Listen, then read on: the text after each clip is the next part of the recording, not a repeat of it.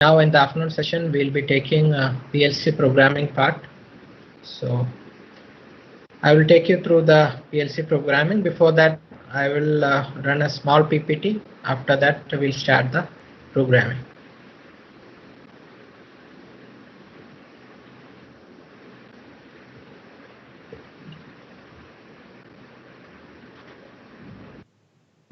So welcome everyone. I welcome everyone for the session on PLC program. Good and healthy and following the guidelines given by the government. So today morning session I was taking a topic on PLC basics. Now we'll see the programming part, the PLC programming part from Omron. So I will take you through a small first. Then after that we'll start with the software. So as everyone, so many programming manufacturers are available in the market now. So this is the agenda for today. So I will introduce you to the programming software. Then after the introduction part is done, we will create a small program, a sample program with all the PLC settings, all the memory areas, everything will be addressed. And then we will develop a small logic based on the different ladder components. So what are the programming softwares available from Omron? So in general, if you discuss about the programming softwares, different programming softwares, the most common softwares available now in the market is the 4 or 5 programming languages which are applicable for all the PLCs irrespective of the make. So first one is the ladder logic, which is very common nowadays. Then we have structure test. Now we have instruction list. Then we have functional block programming and sequential flowchart. So structure test is good if you are very good in C language. Instruction list can be written or it can be converted to ladder logic. And the ladder logic is simply the logic which we were following long back. That is the relays. When we were using the relays, we were following the same thing in ladder logic also. So these are some of the programming softwares available now in the market. And out of that, PLC ladder is the most popular one because most of the people are still using ladder logic now. So today we will see the ladder logic part. So before going to all ladder thing, I want to explain about Homerun programming softwares for PLC. We have 2 programming softwares available for PLC now. One is the CX Programmer, wherein you can develop ladder logic, functional block programming. And the second one is SysMax Studio, which we use for higher end controllers, wherein we can program ladder logic, we can program structure test, that is inline structure test, and also the function blocks. Everything can be done simultaneously. Now let me take you through a few terminologies we use in our ladder. So most of the people will be familiar with a few of the components. The students who are already learning the PLC programming part, if you are using ladder logic, you may be familiar with all these basic ladder terminologies. That is how the normally open contact works, how the normally closed contact works, the normally open coil, normally closed coil. Then the PLC instruction, different set of instructions we use in a PLC. Then the PLC connections, that is if you want to make any vertical line or the horizontal line. All these terminologies are readily available in all the software. I'm not talking about only about Omron, irrespective of the make. We have different programming softwares, but the terminologies which we follow in all the ladder is similar. Now let's see how to connect a PLC. So you guys know the PLC, how it is powered up. So as I explained in the morning, PLC can either use AC power supply or a DC power supply to power up. So you can either use commercially available AC, or if you want to give up DC, you have to give it through SMPS and you can power on the PLC. But how you are going to connect a PLC? With your laptop, that is host device. That is nothing but your laptop or a desktop which you use for the programming. So how you are going to connect? So you'll be connecting using a USB-B connector. Gradually USB-C everything will come, but as of now you have USB-B connector, and this is commercially available. So Why we are using USB? USB is the most common programming cable used now. I'll explain the reason why. Earlier, few years back, even Omron was having a dedicated cable. Peripheral programming cables were available. Just like Omron, all other makes, let's say I'm taking an example of Mitsubishi or Siemens, they have a dedicated cable for programming, their PLC. But what happens if the PLC is broken, the cable is broken, or some issue happens with the cable? Then you can no longer take the backup or you can modify the program. You have to wait for the spare cable, or if you don't have the spare cable, you have to order it. Then everyone followed the USB, which is commercially available. So it's just similar to USB printer cable. So this cable can be used to program your PLC.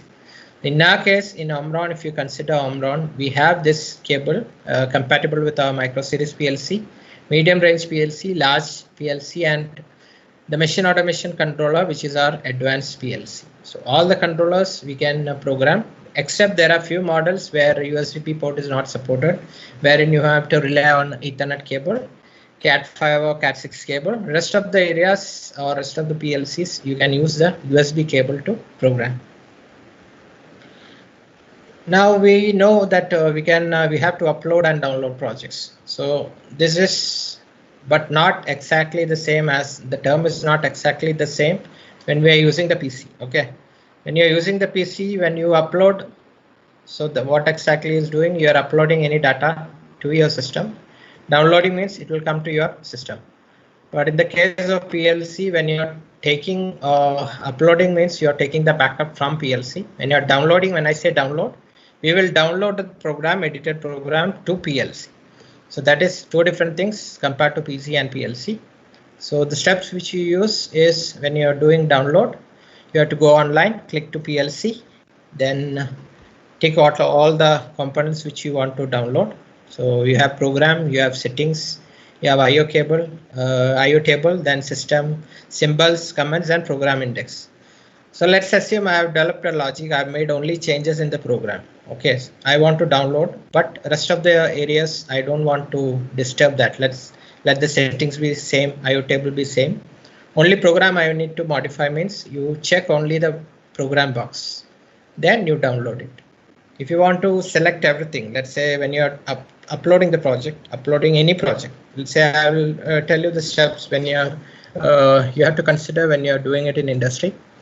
When you're working on a plant, when you're working on a machine in a plant, so always take care of these things. When you're going to upload the project, upload the program from PLC, always connect your cable, go online with the PLC, then select all the necessary components or necessary part which you want to upload. You have the option to select all also. You can select, then you can upload. So once it is uploaded, you have to save the data. Once the data is saved, it is always better to make a copy of it. So make it as save as, make a copy of it, and always make the modifications in the new copy. Don't disturb the old one, because that backup, in case if something happens during downloading the project, in between if some disconnection happens or communication error comes, you can always revert it back to the old backup. So always keep it practice, like always take the 2 copy of the old logic, whatever you are going to make the changes on. So keep 1 copy aside, and in the new copy always edit. So similarly, upload also, you have to select the PLC in the project, then click upload, then program field is ticked, then all the programs can be uploaded. Now there are some components which you use in a ladder, or some of the functions. So few functions are there. You would have heard about timers, counters, and all. So timers are generally used to add a delay. Let's say we have on delay timer, we have off delay timer. If you are using on delay timer, after a particular time, it will generate the output. Or if you are having off delay timer, by default it will be giving output. After a particular time, it will switch off the output. So we have off delay timer, on delay timer, different kind of timers available with the different manufacturers. So timers are generally used to add a delay into the process. So you can see different examples are there. If you have used multiple PLCs, you can see small changes are there. in the syntax which we follow. Similarly, we have in the timers you have present or current value. So the timer, when you are switching on the timer, you can see, let's say I have kept 10 seconds. So 10-second timer means it will keep on decrementing. In our case, it's always down timers. So we'll prefer down timing. So it will be from 10 second, 9 second. Once it reaches 0, then it will generate the output. Then you have a preset value where you need to set the value for that particular timer. Let's say you want to set 10 seconds. So that will be a preset value. And memory retention, it is important to note that Omron timers are non-retentive. That is, in case of any power supply, the timer value, whatever current timer value, that will become 0. So timer doesn't retain its value. Similar to timers, we have counters also. Counters, you can see there are so many applications where we will utilize the counters. Let's say one example is the parking, automatic parking, or the parking area which you can find in shopping malls or big commercial these buildings. So you can see on near the parking place, you can find the display, the slot, available slot, and whether it's full or vacant. So those things are controlled with the help of counters. So whenever one vehicle enters a parking area, it will increment it. Similarly, when during the exit, it will decrement the value. So that you can keep the value of it. So you can just check how many cars are available, how many slots are available. So these are things which you can utilize with the help of PLC. The output will stay on. The main difference in timer and counter is, in counters we have the provision like once it reaches a particular point, let's say I have 10, I need to count 10. But once it reaches 5, I need to reset it. We have the option to reset. So reset input is also available, wherein you have the option to reset the timer, and again it will come back to 10. Let's say I've kept it as 10, preset value is 10. Again it will come back to 10. So at any moment of time, let's say in a day, when once it is finished, next day if you want to follow with the same thing, you can reset it, then you can use it. So you have preset counter and you have reversible counters. So preset counters means you have both. So input that first input for increment, second input for decrement, and the third one for resetting the counters. So this is I want to make it high. So once I reset it, then only it should go off. Then you can utilize the option for set and reset. So set and reset are two options which together have an equivalent, and keep if you want to set a particular value or reset it, then only it should go off. Then you can go with the set and reset without any condition you can give. Now we have differentiation up and differentiation down. So DIFU and DIFD is nothing but trailing and rising edge. You would have heard about rising and trailing edge. So this is your rising edge and trailing edge. So differentiation up is your rising edge and down is your trailing edge. So this will be on only for once you press it. So once the transition goes from off to on, during that period the differentiation up will work. After that, whatever you do, it will not work. Similarly for differentiation down, once you press the button and so it becomes from on to off. First it becomes from off to on. After that, once you release the button, then it will become from on to off. During that period, differentiation down will work. So these are basically the rising and trailing edge. So transition is from off to on and from on to off. Registers where you can shift bit in different channels. So 16-bit channel means you can shift the values by 1 bit. So you can just shift it. Then this is the most common instruction used in a PLC. So we have move. This is the move instructions. In mention, you have the facility to move some data from the source to destination. So let it be a constant value or a value. In move instruction, normally what we do is we take the values, store it in a word register, that is basically D.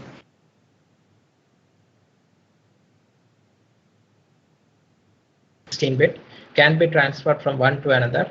We have option for move L, move D, so long data can also be transferred. Let's say I want to transfer 2 words of data or 2 bytes of data, that is also possible. Now let's see a small troubleshooting part when you are going to do the troubleshooting. So once any issue comes, problem comes, first you need to check for the power indicator lit in the PLC. So if it's not lit, then you have to check the power supply of the module. So this is applicable for all the models, like if you are using PLC, if you are using some other device, power supply related issue may come for most of the products, so electronic products. So if power indicator is lit, then you need to check for the run indicator. In the PLC, if you have any issue, if the PLC go to stop mode, or if you forgot to make it in run mode, then also issue may come. So you need to check whether it is run lit is on or not. If it's not lit, then you need to check the alarm or the error indicator. If the error indicator is lit and it is lit and it stays like that, then you can understand that a fatal error has occurred. If the alarm is blinking, then it's a non-fatal error. So once you check the indicator, whether it's flashing or if it's constantly lit, both the things will mention whether it's a non-fatal error or a fatal error. If it's a non-fatal error, your PLC program can run, but you need to address that as soon as possible. But if a PLC fatal error comes, then your PLC will stop. Then again, you have to rectify that. Then only you will need to switch it in run mode. So these are basic troubleshooting techniques. So many things are there, like you have so many indicators available in a PLC. If you check the PLC CPU itself, you have so many options in the PLC CPU. You have indicator light for run, you have indicator light for power, you have indicator light for error, you have indicator light for, let's say, if you have any network, net options will come. Then if you have module, then module information, that indicator is also there. So many options are there. This is a very basic flow chart which you can follow when you're going to do the troubleshooting. This is when you're checking the hardware related issues. So first of all, you need to check the hardware side, whether if you can identify any issue from the hard side. Let's say if your power indicator is not lit, then you can understand like it's related to power supply. If you check your PLC is not in run mode, then you can make it out. But this is only the hardware part. Second one is in the PLC, that we'll see after that. So let's see what are the major errors which can occur in a PLC.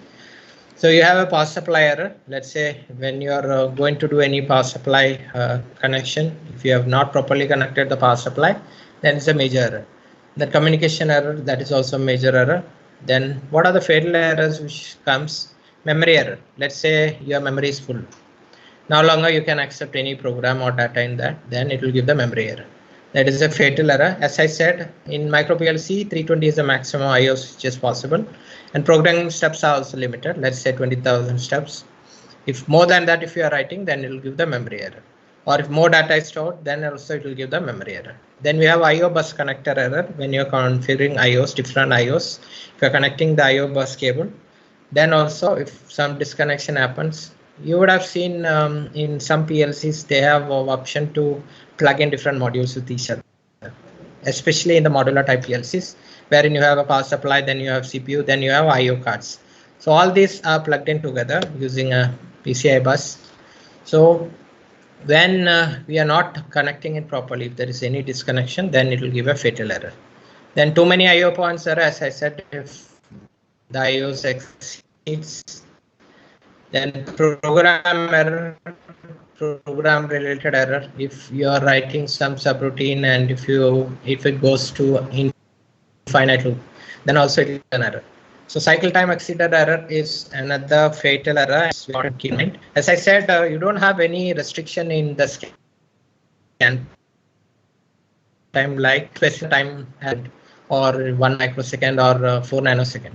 Based on your program, the cycle time will change.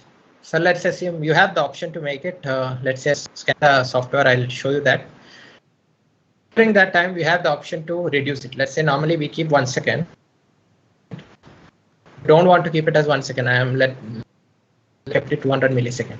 But in 2 in your program, everything is not executed, then you will get cycle time exceeded error. That is the time which you have given, like PLC will execute everything in 200 millisecond. But if it's not happened, then you have to check whether it is cycle time exceeded error. Indicator will come, the PLC will stop, and you will come to know. Then there are some non-fatal errors. Instruction executed not properly. Backup memory error if your backup is not taken properly. Option board, as I said, option slot and option boards are there. If you have removed the option slot, if you have not reset the settings, then if you have low battery, the low battery indication will come, but it's non-fatal error, but it's an indication like you have to replace the battery. Then built-in unlock, if the configuration is not done properly, then you will get such kind of errors. So in fatal errors, always the PLC will stop. In non-fatal errors, the operation will continue, but you need to address the issue as soon as possible.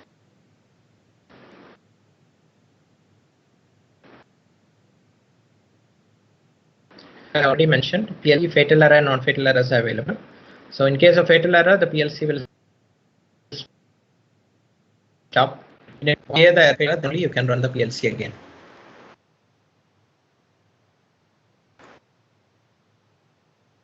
The program, but in the time when there is any maintenance break, then you can check for the error, check for the alarms, check the diagnosis tools, and you can rectify the issue. So these are some of the common fatal errors. You have memory errors. This second one is a very important one. In PLC, whenever you are writing PLC logic, and there is one section of your program wherein you shouldn't write anything in the end rung. If that particular end rung you have by accident you have deleted that, then it will give a fatal error. Now there are some of common non-fatal errors. So IO verification errors. When you remove a particular unit or replace with different type of units, let's say whenever we are changing or replacing the faulty, if you have replaced it or removed it, verify error. So you have to reset the settings again, your configuration, and rectify. Now second one is a battery low error. So these are some of the common non-fatal errors wherein when you get time, if there is any maintenance break. So these are some of the things you need to understand before going to the programming part. As I said, we have programming software for most of PLCs which we advanced series controller which Omron has. Rest of the PLCs can be programmed with CX program. Let's say I'm talking about PLCs which are 20 years old, 30 years. Those PLC to whatever PLC we have, that is medium range PLC, CJ1, CJ2 we are having, can be programmed with CX program. So when you install the program, I think we have already shared the trial software with all of you. If you have installed the software, you can find under an Omron folder, you will find CX programmer. So from start, you can select the folder. In that, you will get CX programmer. So you can select the C programmer. So CX programmer, we have different steps to develop a new project. So I'll just give you a brief idea PPT. Then after that, we will directly move to software. So setting up a new project, as all other manufacturers or whatever PLC you have worked on, you will always have the option for new, that is new project or new file creation. So setting up a new project, you will get new. So once you select the new, you have the option to select the PLC type. So in the morning, I have shown you the PLC. So we have a project workspace. So components are there. So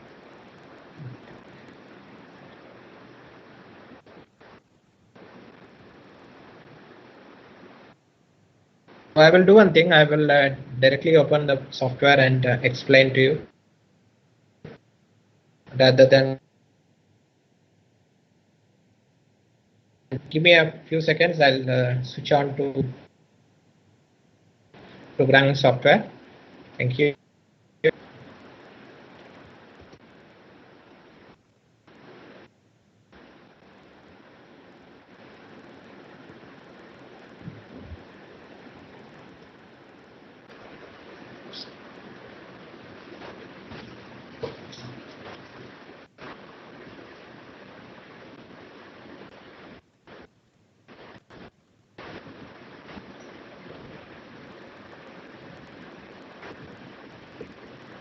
So now you can see the CX programmer software. Okay, so if you want to see the version of the software, go to help, click on about CX programmer software. So you can see the version is 9.61 now. Okay, and it related to the program license, all those details will come there. So maybe the trial software, the version may be different. So this is the version which I am having now.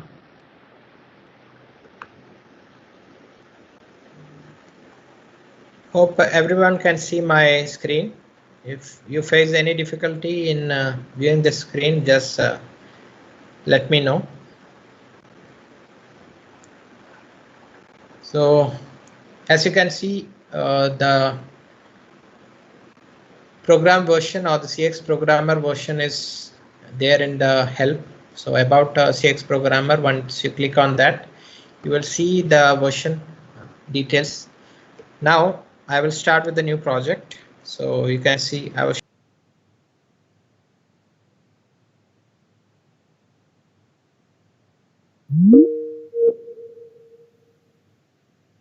you have to okay. Only thing is it's Omron PLC, but you don't know about anything about the model number. So how we are going to take the backup from the PLC? So we have the option like you can directly go to the main menu PLC, click on the PLC, then we have the option for auto online. In the auto online, you have direct online option. So once you click on the direct online,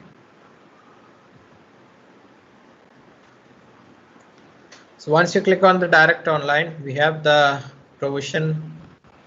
Two provisions are available. One is USB connection, and the other one is if you are using any other devices. Okay.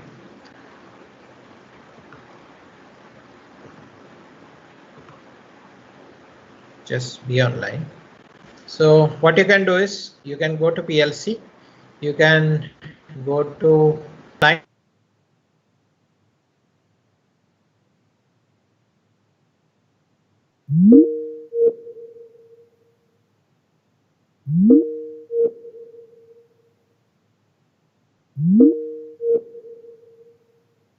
Difference is such from medium range PLC then large PLC. All the PLCs will be scanned, and when that particular PLC is detected, the program will be automatically updated or uploaded. This is available, so you can use this provision direct. Second one is if you are using CP1L-EL or EM model, where you have Ethernet options. As I said, in Ethernet options, you have the provision for auto detect option. So we have auto negotiation. You can see. Once you click on auto negotiation, you can take the backup without knowing the IP. So it will browse for all the connected PLCs available in the network. So browse, it will scan for all the PLCs available in the network, and which particular PLC you want to select, you can select and connect. This is one method. Second method is if you are using Ethernet IP connection. Okay. Once you are using the Ethernet IP connection, so what you can do is you can browse. So this can be connected through a Ethernet switch or a hub. So once you connect it through a Ethernet switch, then you can browse all the connected PLCs in the. You can give the device name here. After that, you can select the device type. So I'm going to select micro PLC first. So I will select CP1E. In the settings, I will select N30. 30 IO model I am going to select. You can see the total program size below that. It is 8K, that is 8,000 steps can be written in CP1E-N30 model.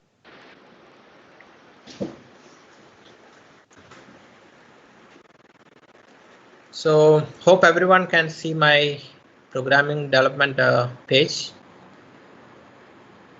So this is the page which I was discussing in the PPT, in the presentation. So you can see on the left hand side you have a project workspace. Okay, on the right hand side you have this ladder logic where you are going to write a logic. Let us start from the left, or if you want to see different menus available on the top. So we'll see some of the main menus which are used frequently. So you have the file, first menu. In the file you can use the option to say new, save as. All these options will come.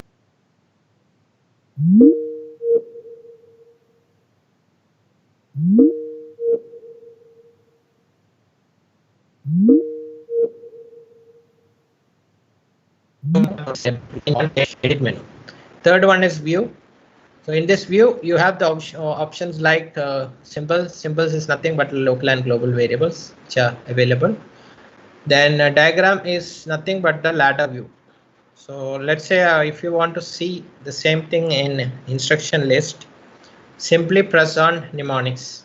Okay, if you have developed any logic here, you can simply click on mnemonics, then it will change to IL mode, instruction list mode. If you want to go back to ladder logic, go to view, click on ladder diagram, then it will come back to ladder format. I will do one thing. I'll explain some of the most used menus here while doing the programming. So let us see one by one.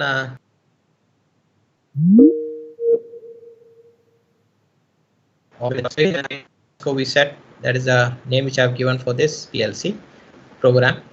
And symbols, what you can see, the symbols which are outside.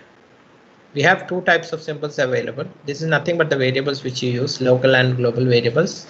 The symbol which is just below this project name outside this program, this is known as a global variable or global symbols. Okay, sometimes we call it as tags. Okay, so this is a global symbol, and the one which is inside the program we call it as local symbol. So you have one symbol which is outside, which is a global symbol. So you can see these are predefined symbols which are already available in the PLC. Like you have clock pulse bits, you have PLC cycle time, PLC low battery. Okay. In the address value, you can see the address also. If you are checking for the low battery, the address is A402.04. alarm.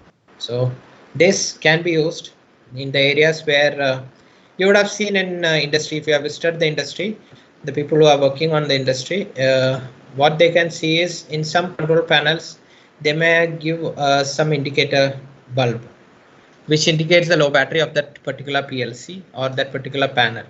So if you are giving the low battery indication of a PLC, this bit can be utilized for that.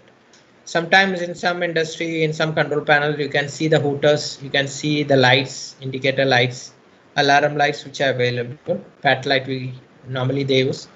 So in that you can find that alarms which are giving, or if it's a fixed alarm, if it's a non-fatal, if it's a not so serious incident, it will be in orange color.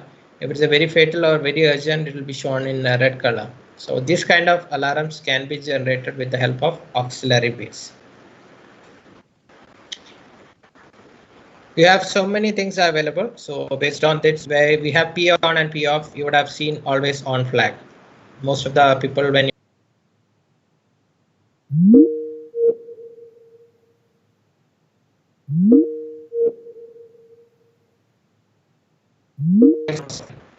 or some of the symbols, global symbols which are used. Now second one is settings, third one is memory, fourth one is the program. So we'll see one by one. Settings, what you see, the second one, second menu. Settings is nothing but a PLC settings. So in all PLCs you have PLC settings, then you have the programming part. So in the PLC settings we have the provision like startup. Okay, the startup mode, startup settings, you will see startup mode is there on the right hand side top. So in startup mode we have three different modes available in PLC. One is program mode, second is monitor mode, and third one is run mode. So you guys would have seen program, run, stop, then run mode, monitor mode. So what is the main difference between program, run and monitor mode? In program mode, your PLC will always be in stop mode. So that is basically to develop the logic. If you are putting it in monitor mode, you can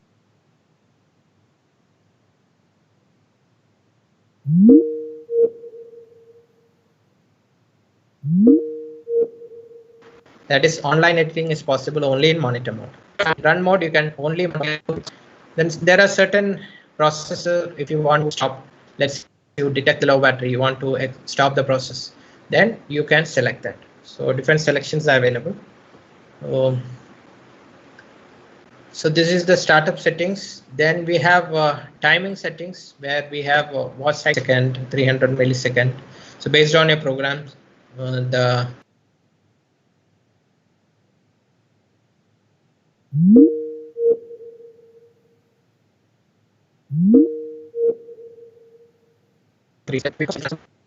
to change the speed of these channels. So by default we have 8 millisecond. If you want to increase or decrease, that is also possible. Then we have the settings for built-in RS-232 port or 485 port. So we have built-in RS-232. As I said, some of the PLCs comes with built-in RS-232 port. Some of the PLC comes with option slot. In option slot, only thing is you have to put an option card, then you have to do the settings. So this is basically for that settings. So you can see built-in RS-232C port and serial option port. So these are the two ports which are available in a PLC. This can either be a built-in or option slot. If you are selecting the option slot, you need to do the settings for this. So is everyone able to see my screen? Is there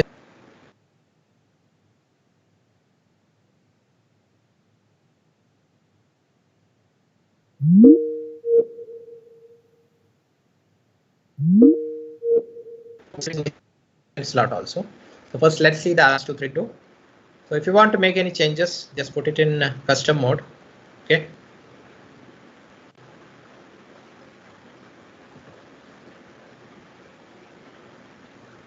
Just give me 2 seconds. I will restart the sharing. I think we have small delay in transferring this.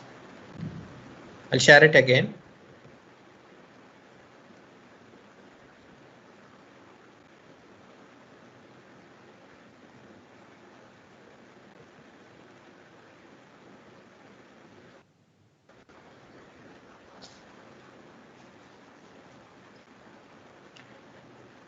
So hope everyone can see my programming software again.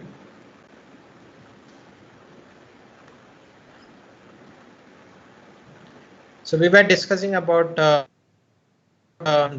project workspace.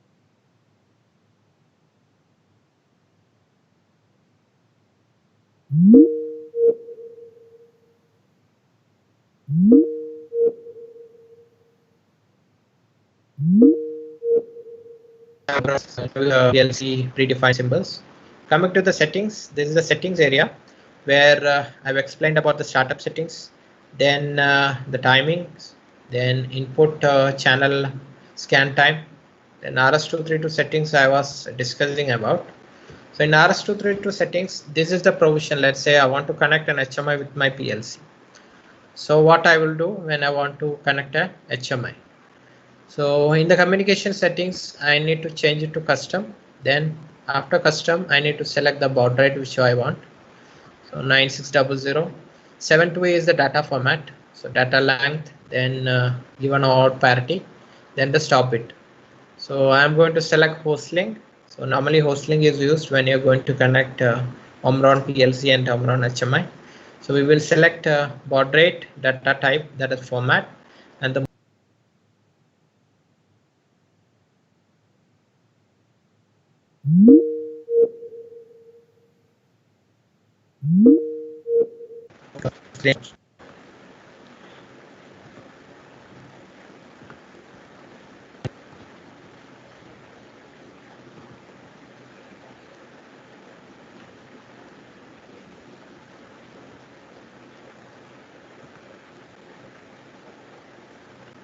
so I'll explain the settings part again.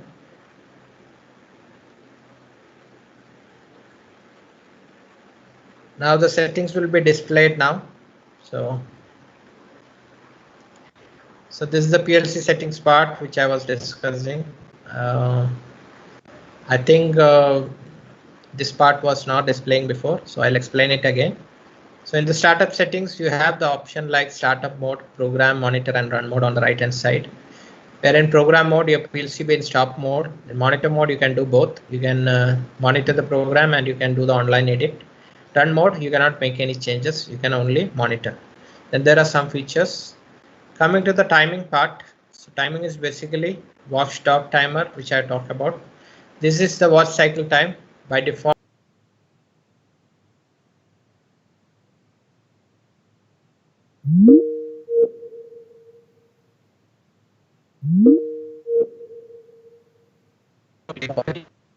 Because if you are not doing it properly, it will give fatal error. So watchdog time error will come. So you can avoid that. Third one is the input constant, the channels which are used, input channels. So all the channels will have a specific scan time. So you can increase or decrease that. 8 milliseconds is by default. Then comes built-in RS-232 port. Okay. So in built-in RS-232 port, we will do the settings for option slot. Morning session, I have talked about the option slots which are available in micro PLC. Some PLC may have one option board, some may have two. So depending upon the total number of slots available, you can do the programming.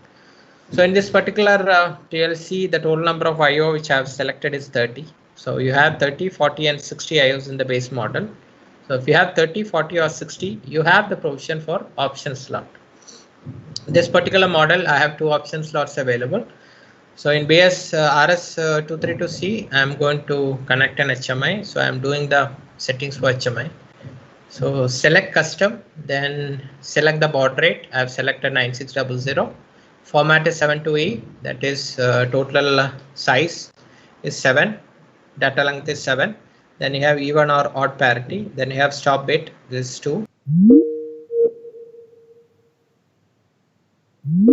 You can connect as Omron. But also you have custom. So this particular port, what I'm doing, I'm going to configure it for 85. So just like what we did in RS-232, go to baud rate. So 19200, that is the speed which I'm selecting. Based on the other device which are using RS-485 device, Modbus device, you can select the speed and the settings. So 81E or 81N. Based on that, you can select format. And here I need to select Modbus Simple Master. So when I select this Modbus Simple Master, our PLC will become as a Modbus Master. Important point is Omron PLC cannot be used as a slave in case if you are using a compact PLC. So compact PLC can always act as a master, not as a slave. Then we have other provisions like we have built-in inputs. So these are high-speed input where you can enable the high-speed inputs. So we have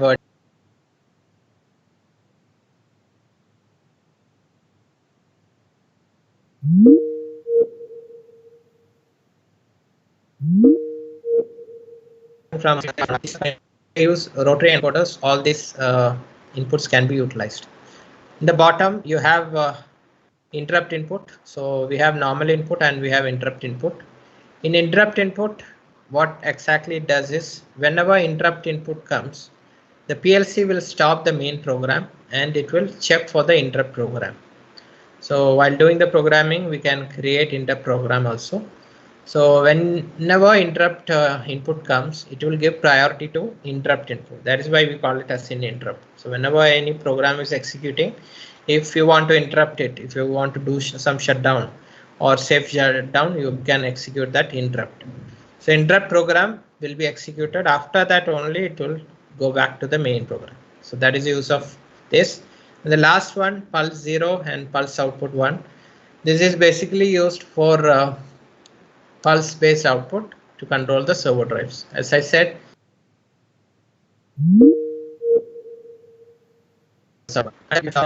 or if you want to do it through hardware, that also possible. Here you don't have to do any settings.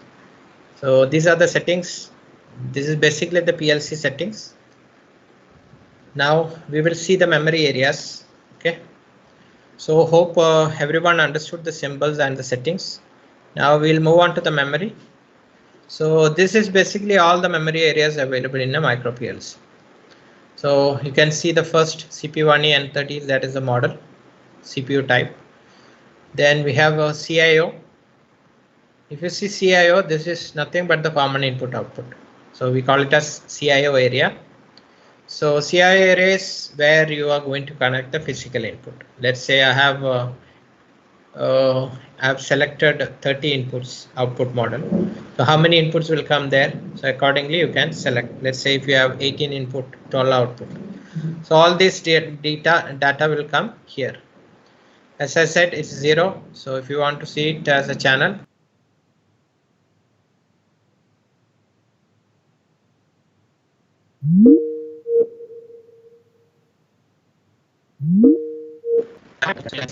area you can find different CIO areas available.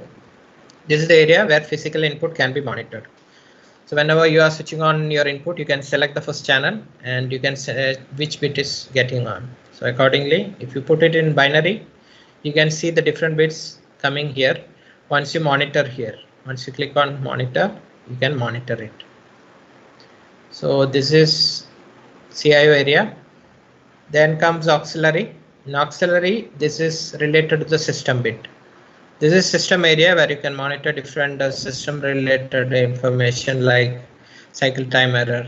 If you want to monitor the system time, all these facilities, time, date, month, all these facilities available in A area. That is, we call it as auxiliary area or system areas. Third one is the timer. So you can see in this particular model, we have 256 timers. So you can find 0 to 255 it will be. So 256 timers. Counters also same numbers, 256.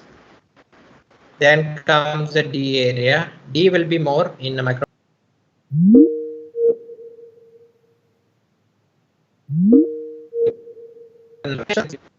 Holding bit. This holding area we call it as a retentive area or the retentive bit. So if you want to retentive some values, if there is any power interruption, you have to always depend on the retentive, that is holding bit. The last one is your work bit. Work bit is similar to memory bit. If you have used Mitsubishi, it is M. For Omron, it is W. So different work areas are there. So I will show you how to use that in program.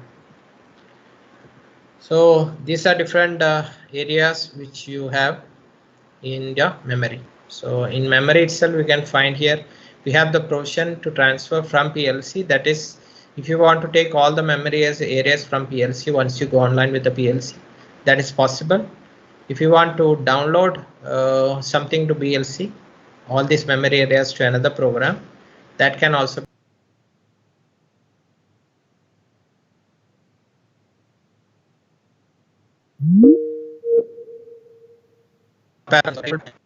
memory areas. Only thing is you have to open everything, then only you can monitor. So if you are going to open all the areas, CIO areas, auxiliary timer, everything, then you can do the comparison. So that is your memory. Now you have seen the symbols, that is global symbol, settings, then you have seen the memory areas. Now we'll see the programming part. So in the project workspace, you would have seen the program. Below the program, you have a new program. Under the new program, again, you can see you have symbols, you have section 1, then you have end. Okay. So this is the area where you're going to develop the logic. So under new program, you have symbols, which is your local symbol. Okay. Let's say I want to add some symbol here. So what I will do, I will insert a symbol here and I will give the name start. underscore.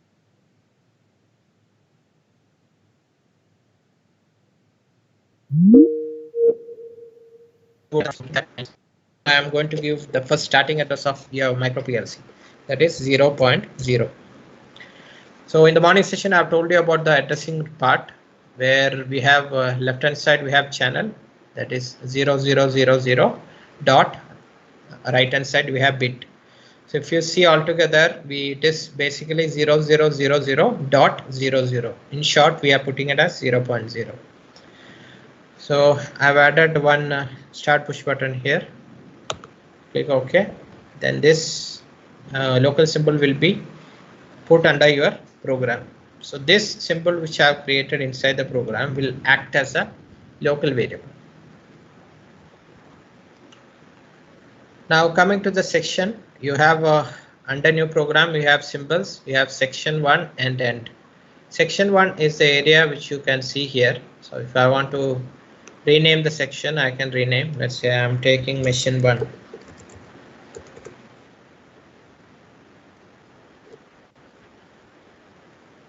I can rename that particular section.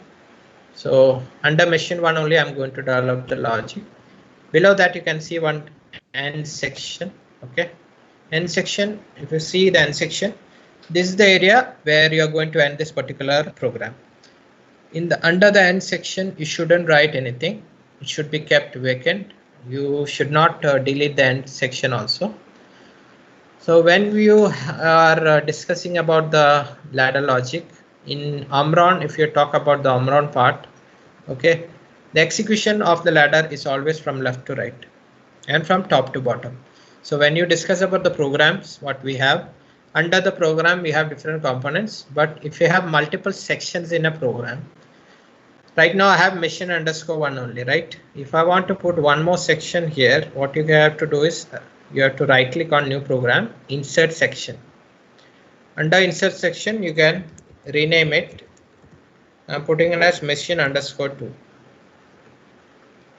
So you can see now I have created 2 sections under one program. So what it does is always your PLC will execute from top to bottom. What it does is when you are putting your PLC in run mode, the PLC will always check for input. After that, once it reaches the program mode or the program scan, the scanning will start from the top. That is, it will first scan the machine _1, then it will scan the machine _2, then end again machine 1, machine 2. This is a continuous process as long as the PLC is running. Okay, so machine _1 is the first one which we will scan. After that, it will go to machine 2, then only it will come to end. So this is a continuous process.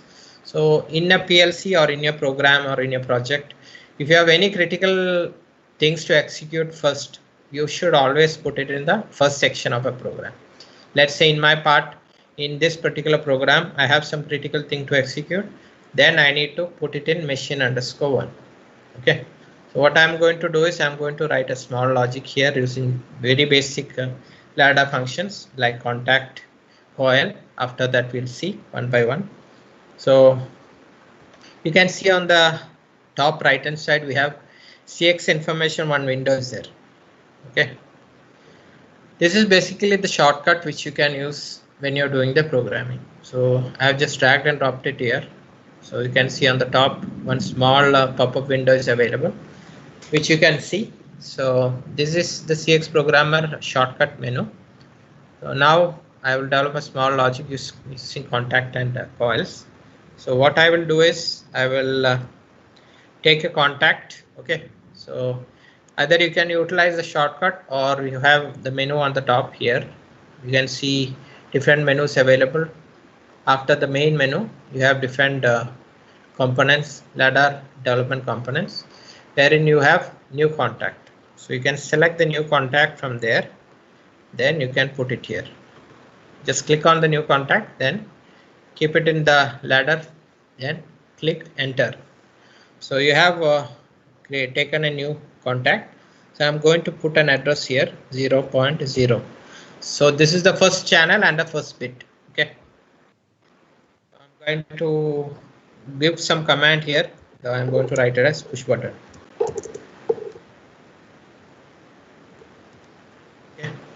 once I write the push button, you can see on the top you have start underscore push button, and on the bottom you have push button.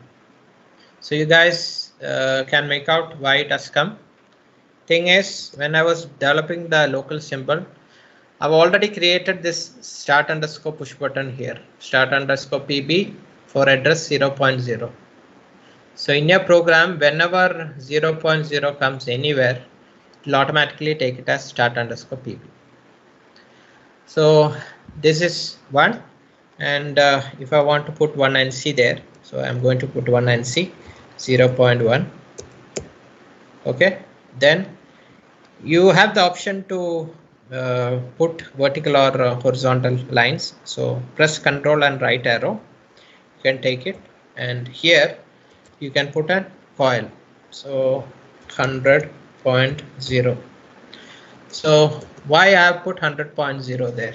Okay, and when I put 100.00, why this Q came? And when I put 0.01, why this I came as a prefix? I hyphen 0.01. When I put Q 100.0, why this Q has come? This has come because these are input and output which are readily available with my PLC. Okay. If I put some other address which is not applicable to the physically available input or output, it will give only the numbers without any prefix. Let's say one more thing. So here, this is a push button what I have. So I'm going to write a latching here. So I'm going to put it here. I'm going to give 100.0. So this is the last one. So this, but it's always good to put work bit here instead of taking output to the input area. So that is not a good programming technique. I'm just showing you this. So this is one method. So another thing is you can write the same thing here, 0.0, then again 0.1.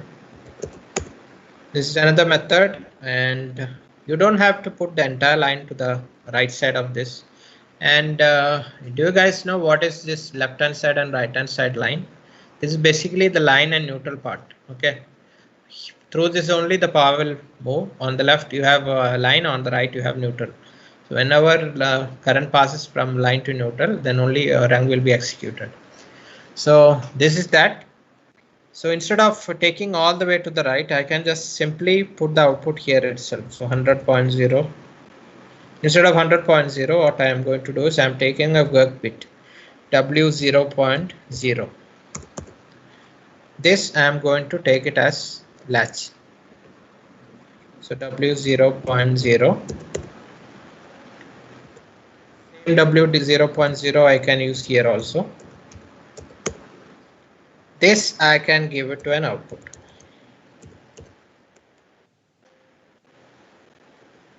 Now you would have seen the difference from the main first one and the second one. In first one I have given directly the output here, and that output I have taken as a latch here. But it's not good to take output in the input side. There are some ladder development techniques and some criteria where you should do it, but it's better to use a workbit rather than using a output here. So that is one thing.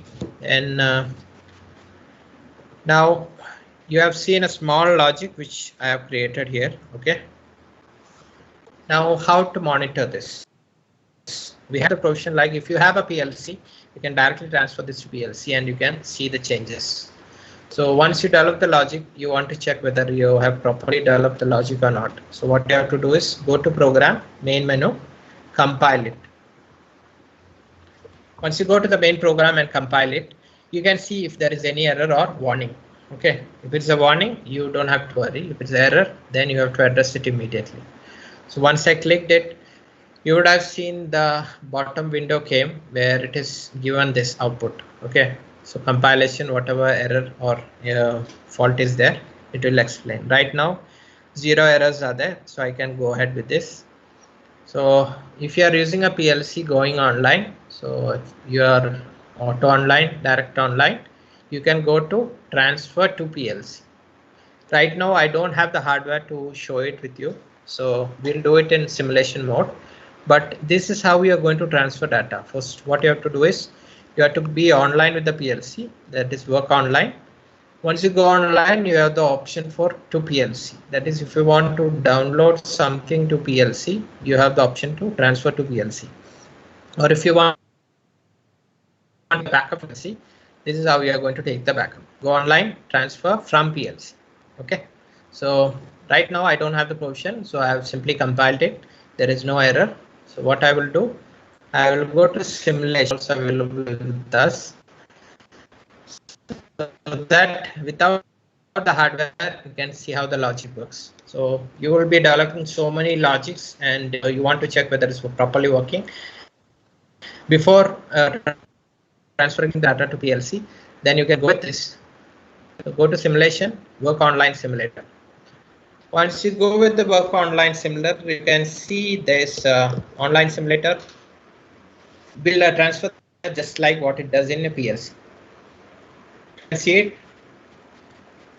Once the compilation is done, so you can see the changes which are happening here. So what exactly happens is you will get this compile window down. You can close it, and now you can see the PLC. The areas, whenever I put an NC, that will be in green color, and left hand side where there is phase and right hand side is neutral, you can see the green color which is coming. So what I will do, I'll just switch on the start push button and I'll show you. So we have the provision to do this also. While in this simulation mode, we have option for force on. You can forcefully switch on the input without physically doing it. So force on. Now you can see once I did the force on, can you see the changes that is happening? So you can see the entire rank wherever I have used this push button. So those push button will be enabled and the input will come, and the input will flow all the way to the output. That is 0.0 is enabled, and this 0.0 is detected by the PLC. And once this 0.0 is detected, it is directly given to the output so that it is switched on. So if I remove this start push button, what will happen? Okay. If I remove this push button, what is going to happen? So I'll just force off it. You can see the outputs are still there. Why it is happening? Because I have given a latching function. If you have not given a latching function, as soon as you switch off that start push button, the output will go off. Since you have done the latching one, so right now the second rung is executing so that it gets a path to switch on the output. So what I have to do is to switch it off, I have to force on this 0.01. So I'll switch force on this. Now you can see everything is off. So this is how we are going to develop a logic in PLC. The thing which I explained is a very basic one. So you guys can start developing the logic one by one. So after this, I will explain few more instructions which are commonly used. As I said, we have more instructions. Okay. And I have explained about diff U and diff D, differential up and differential down. So let's say this particular start push button, I need to make it as rising edge. So what I can do?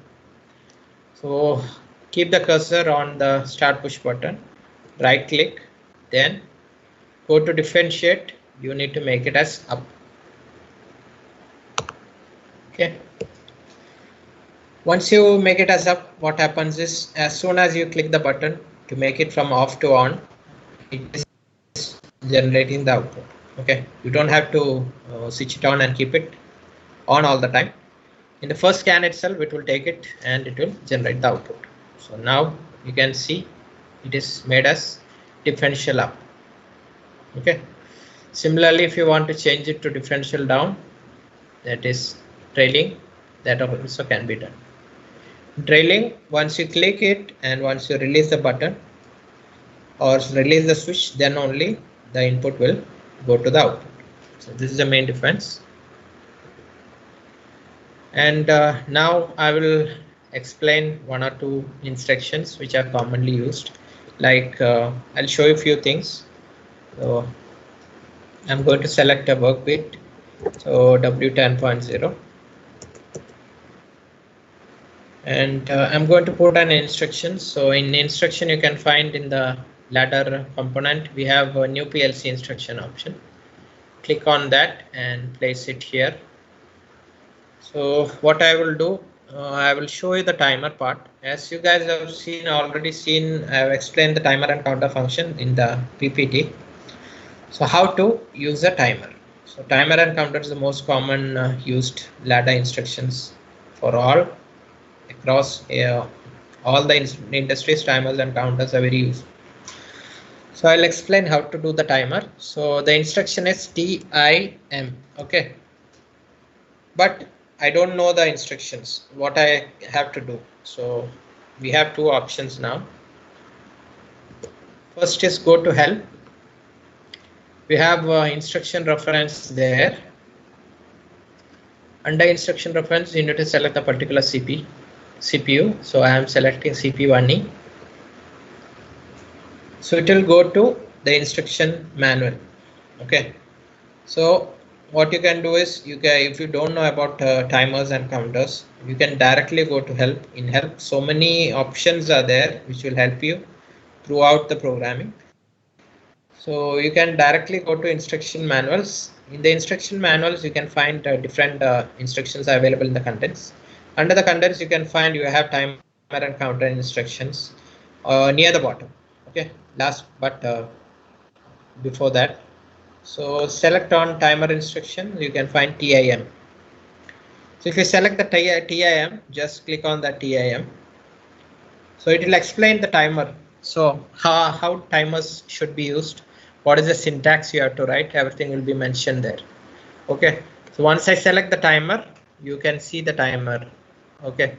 So in the timer, the function, you can see it's a 100 millisecond timer or 0.1 second timer. So why I am specifying this as 0.1 second timer is when you are going to put a preset value, you should put the preset value accordingly. Right now, if I am going to put 100, okay, the value preset value is 100. So 100 into 0.1 second, that is 10 seconds. So it will work for 10 seconds. So accordingly, you need to give the preset value. If you have any doubts related to this syntax, always refer the bottom where one example will be given. So you can see the bottom with an example. So always refer the sample program given in the help menu. So go to the bottom, see the sample program and see the syntax. So this is one method. So I will close it. So you guys would have seen the sample program also. So I will just close it. Go to program. I'm going to put an instructions here. So I'm going to put TIM. After that, I have a doubt. So you have one more option, like you can go to detail. If you go to detail, then also you have the instruction help. Okay. So if you click the instruction help, again, it will open the instruction manual directly. So you have two options. One is directly you can go to help, go to the programming part, instruction reference part, and you can refer on the timer. But if you know TIM is the instruction for timer, but after that what you should write you don't know, then you should always go to the detail instruction help and you can refer it. So again I'm going to write TIM space. This is the syntax which Omron uses. TIM is the name for timer, space, then you should put the timer number, that is always starts from 0. So 000 space, then hash you need to put for hexadecimal values 100. So this particular timer with the TIM, it works for 100 millisecond, that is 0.1 second. So I need to run this for 10 second. So I need to put a preset value as 100. So it is TIM space 000 then hash 100. So it is timer 0. Okay. In some PLCs you would have seen in timers you will get timer done bit. Okay. specify, they have to specify the timer done bit. In our case, you don't have to specify separately. In the next run, I need to select a contact, then T000, that is timer, and the timer number I need to mention. This is the done bit of your timer. You can see automatically the timer 0 is come because that is the name of the timer, and you can put it or generate an output here 100.5. So right now you can see the timer. Okay, if you want to see how it runs, again, as I said, you can go to online simulator.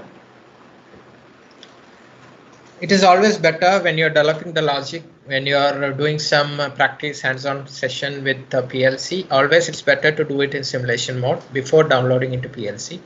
Let's say in many colleges, you guys will have lab setup will be there.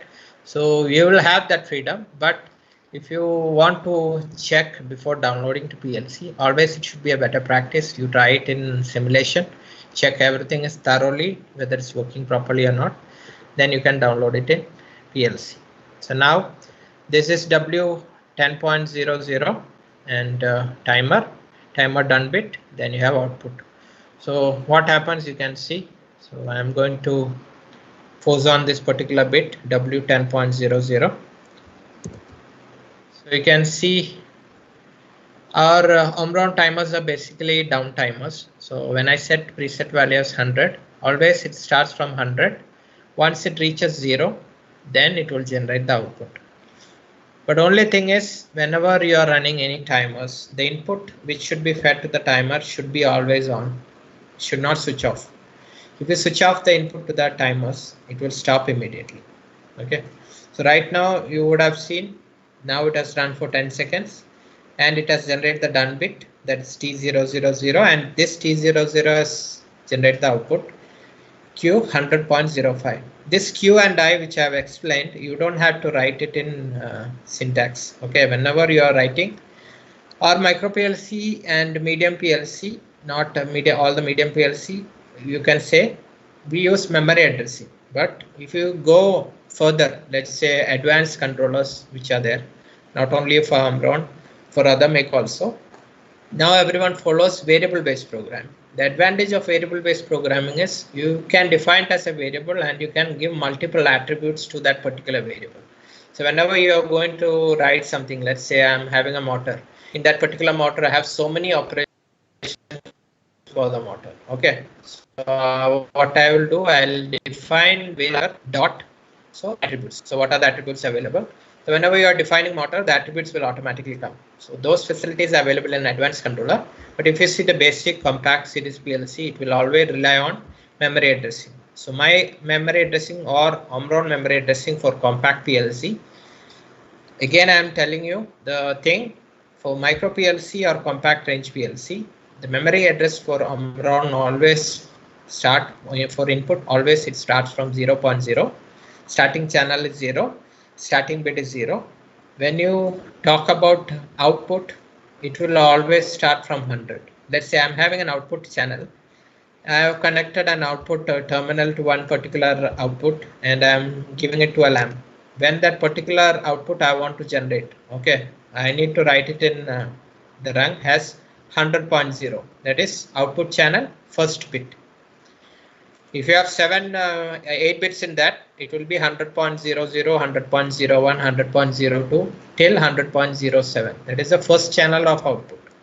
Always remember in compact PLC for Omron, input channel always starts with 0. Output always starts with 100. And 16-bit channel, but all the 16-bit cannot be utilized in a micro PLC. Only 12 bits in the input side and 8 bits in the output side. Okay. Now you would have seen this 100.00, W.00. So as I said, when you have physical input and outputs which are available, I and Q will come prefix. You are not writing anything here. Okay, the system will automatically give you this. But let's assume I have another channel. Okay, so right now I have a single output, 2 channel.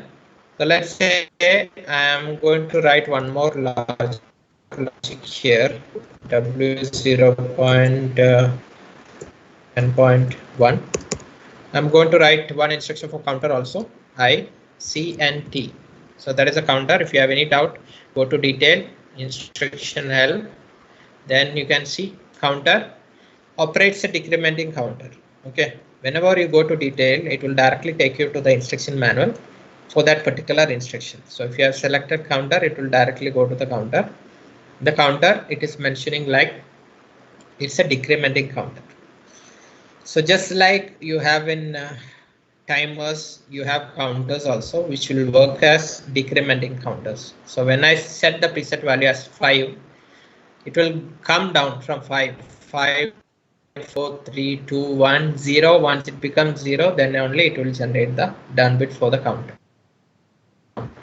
So the syntax also here. So what I will do is I will write here CNT space 0 space hash. Why I am putting it is when you are doing hexadecimal format. Okay, always you need to put hash. If you are putting and percentage, then it will be mentioned as decimal. If you are putting in hexadecimal, that is 16-bit channel normally we use, then you need to put hash. So you have a counter. I'm putting here common. Okay.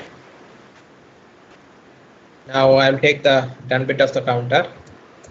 C000 output 100.101 102.0 I'm going to take. Now once I put this address, can you see the Q in between or in front of that? There is no prefix Q. Why it is not coming? The reason being this particular channel is not defined in the output. Okay. If you have a 30 IO module, you have 1 or 2 channels which are there for output, not the third one. So third one is 102. 100.00 to 100.07 is the first channel. 101.00 to 101.07 is the second channel. And 102 is the third channel. So when I selected the 102, it is not coming. Right? It will not come because this is not defined as a value. If I have selected N60, then it would have taken. But right now I have N30 with a limited number of outputs. Then this particular channel will not come because it is not defined. Another thing is, can you guys notice one red sign has come here? So you guys would have figured it out. Reason, there is one error. Okay, you can keep the cursor there. Okay, nothing is coming. Go to program, compile and check. So if you compile it, it will give one error. So you can check the error here. Okay. Once you go to the compile window, you can see there is one error. So error which is mentioned is error 5, that is CNT000 hash 5 is not connected at rung 5. So it is mentioned that is you have missed out something. So the PLC, when now you're developing the logic, the PLC will automatically tell you if there is any error. So this is one method, diagnostic tools, which comes very handy when you're doing this kind of troubleshooting. So what wrong thing I did is I have not connected the reset input here. You can see in this instruction here, you are supposed to connect one reset input, but I have not connected there. That is why this error is coming. So what I will do, I will put one input there to reset it. So I'm going to put 0.5 and I'm going to connect it. Once I connect it, this error will go off. You guys can see that once it is done, the error goes off. There is no more red color in that particular run. So whenever you are developing the logic, as you keep on developing the logic, the PLC will immediately tell you if you are doing something wrong. This is a very good feature available with Omron. Most probably it's available with all the PLCs, but this is a very good tool which comes in handy when you're developing the logic. Okay, whenever you're developing anything, any wrong thing you're doing, you can always go to program, compile it and check it. Okay, So right now we can see this counter, how it is working also.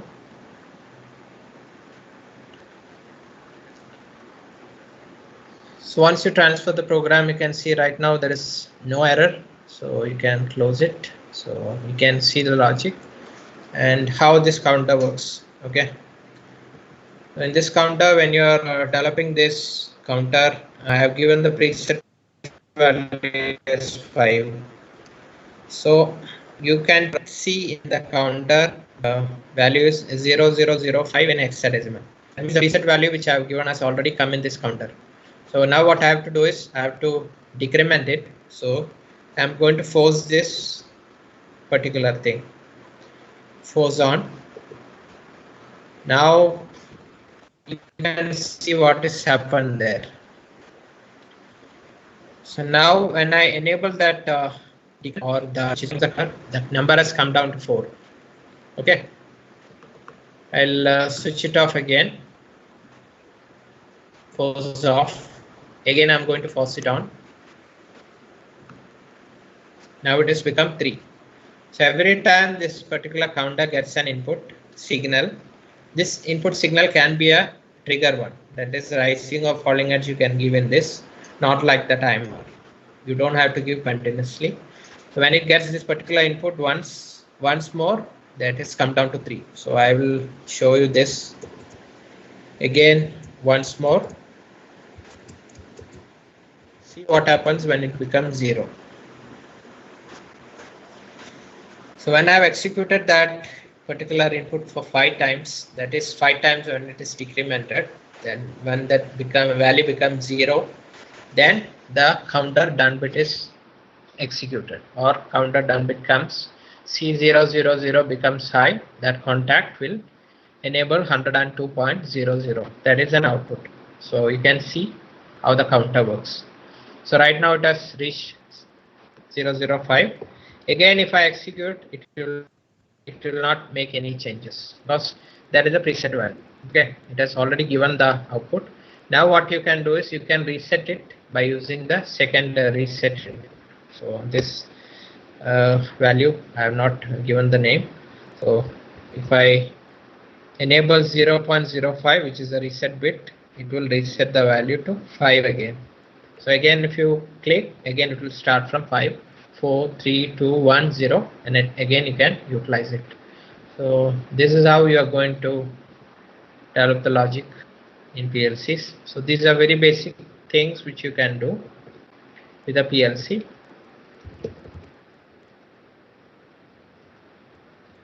So you can see while developing the logic itself, we can give the comments also, so that later stages you will not get confused.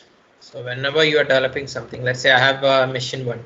So I am going to put machine 1 underscore PB, push button. So machine underscore emergency, machine underscore error. So everything related to that. If you give comments, keep on giving the comments. It will be very helpful for you. And let's say you are working in a plant as a maintenance guy. If multiple guys are working on the same project, then it will be easy for the second person who comes and works on there. He will get a better idea if there is comments. I've seen so many areas PLC when we upload the project, there will not be any comments. That is not good, because if someone is going there to work, he is getting an idea from the comments, then it will be easy for them rather than looking in the manuals again, going back to the phase 1 again, continuing everything. It is better. It is a better practice always to go ahead with the comments. Okay. So this is how we are going to develop logic in a PLC. Right now, I have been only able to tell you the very basics of the programming, the settings and very basics. It's already 3:40 now. I will not take much time, but I will explain one more thing before closing the session. Right now, you guys have seen already, we have worked on micro PLC. So what I will do is, I have the option to change this PLC. Okay. So training underscore VCET, I have the option to change this PLC. So I'll change the PLC to medium range PLC. So you can see the difference which are coming. I'll explain only that, then I'll close this. So You can go to change. You can change the PLC type. Then from PLC, you need to select CJ2M, which is our medium range PLC. I'm going to select CJ2M. Go to settings and select the CPU type. In CPU type, we have CPU 11 to 15 and 31 to 35. So I'm going to select 33 or 34. I'm going to select this. Why I will tell you. If you are going to select CPU 3 series, this comes with built-in Ethernet port.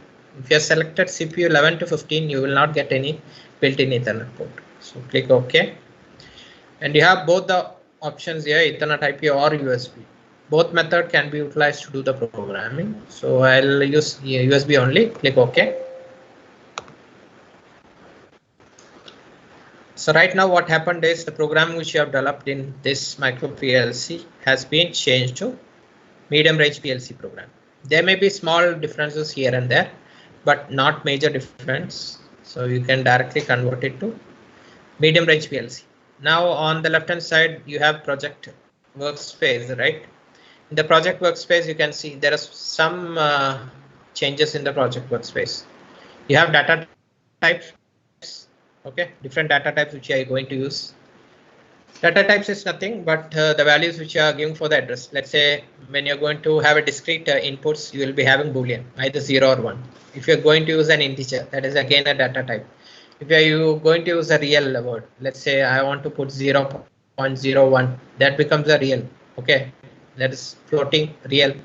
If you want to put a double integer, that is long integers. If you want to occupy 2 data registers, those things and all comes under data types. So that is a data type. Right now predefined data types only are used. Second one is symbols. You have already seen the symbols. Small changes will be there compared to other. Here some extra auxiliary bits would have come. Main thing is there is one menu which has come extra. This is IO table and unit setup. Okay. So after explaining this, I'll conclude it. So once you go to IO table and unit setup, you can see the difference compared to micro PLC and medium range PLC. Once you open the IO table and unit setup, you can see multiple racks and built-in port. Okay, since I have taken this as built-in Ethernet type PLC, you can see in built-in port, if I open it, you have the provision like CJ2M-EIP21 built-in Ethernet IP port. So why it is used? Double click on that. Once you go there, then only you can see the area where you're going to set the IP address. So I'm going to set an IP address for this PLC. So 192.168.250.1 is the one which I have given. And subnet mask also I need to give 255.255.255. Okay. So this is the area where you're going to develop or where you're going to set the IP address. So click OK. So why I explained to you this is whenever you are taking the backup, you don't know the IP address of the PLC, but from the program you want to check the IP address. Then this is the area where you're going to check the IP address, or if you want to change it, this is the area where you're going to change the IP address. Okay. Once you change the IP address, you can see in the bottom you have a transfer unit to PC and transfer PC to unit. Let's say you want to upload or download. You want to make the changes that can be done here. Okay. Once the IP address is set, below that you can find you have one main rack and 3 expansion racks. So I have not discussed much on the medium range PLC, but I will tell you. Medium range PLC are basically modular type PLCs, wherein you will get power supply separate, CPU separate, and IO modules separate. So along with one CPU in a main rack, you can put 10 modules. Okay, that is what I am showing you here. The rack, the slot number is from 0 to 9. That is from 0 to 9 means 10 slots are available in CJ PLC. So in the main rack, you have 0 to 9. That is 10 slots are readily available. So main rack you have 10, expansion rack you have 10, and all other expansion racks you have 10. So total 40 modules can be connected with one CPU. Okay, that is the advantage what we have in modular PLC. And in modular PLC, simply right click, add unit. You can select input card here, ID 211. So this is how you are going to assign a IP or IO modules.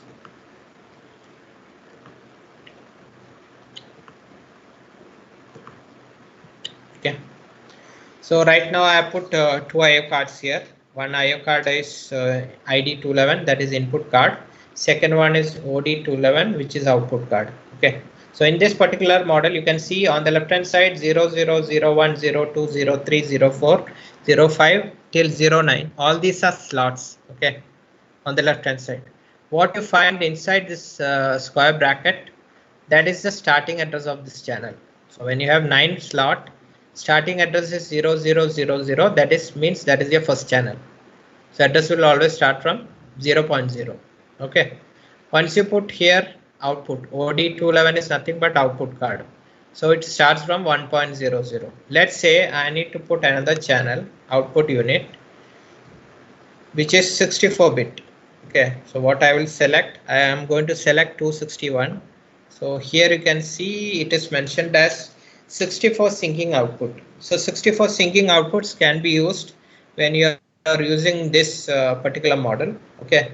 In Omron, when you are using 8 or 16 inputs, you can do it using a terminal type cards. But if you are going with the 32 or 64 IO card, you always go with the connector type. We have a MIL connector or Fujitsu connector available with us. So I will select one output card for your reference.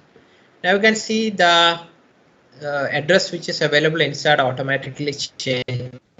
Why it's changed? 0 is your input channel, 0.0, 0.1 to 0.15. In this, there is no limitation. You can use all the 16 bits. The first channel is 0.0 to 0.15. That is your input channel. Second is output card. That is 1.0 to 1.15. That is again 16-bit channel. Now the third one card, you can see, right? The starting address in this double bracket, square bracket, you can find 0002. That means your output card starts from 2.0. So can you guess how many channel it will occupy for 60 for outputs? That is 16 into 4 channel. That is 16-bit one channel. So 16 into 4 is 64.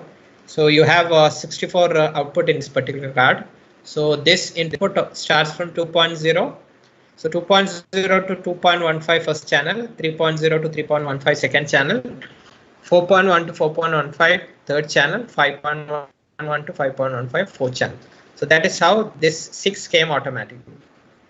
Okay. So the next channel starts from 6. If I'm going to put one more card here, let's say I'm going to put one input card here. In this input card, I'm going to put one, this is a communication adapter. I'm going to put one 32-bit card. So 231 is 32 input card. So how it will come? It starts from 6. So 6 and 7 will be occupied by this card. That is 2 channel. So next is 8. Okay. So this is how you are going to assign input card for this CJ. Okay. Now here you can see addresses, whatever addresses which I have given, it's not applicable here. Okay. So in this address, if you see in the old logic which you have developed already, in that you can find 100.00. 100.00 is basically a channel used in micro series PLC, but not available here. So what I need to do is I need to change it. So if I change it to 1.0, then you can see the output channel. Q will come automatically because in IO table and unit setup in the main rack 1.00 is main rack. Here in this rack 1.00 is my output card. So whenever I am going to write anything from 1.00 to 1.15, it will take it as an output. So let's assume we'll take it as 1.15. This will also take it as output.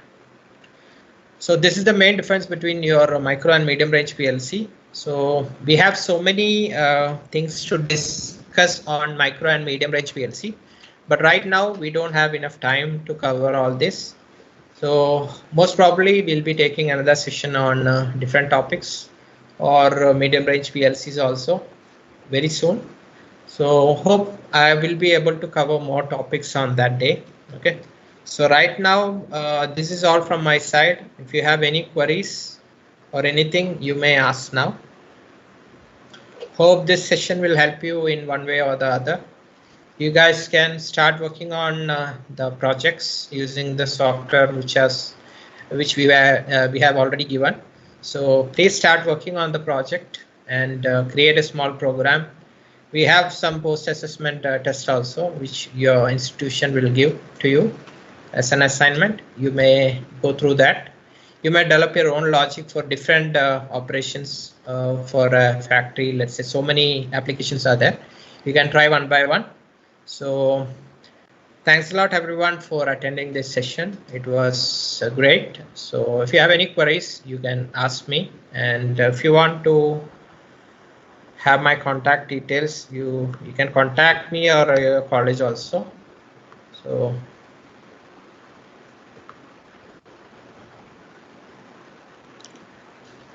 if you have any queries, you can ask now.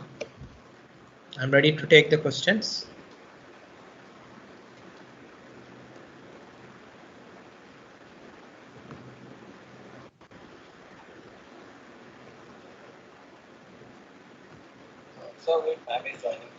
Yeah. Okay, fine. You're done with your session, sir? Yeah.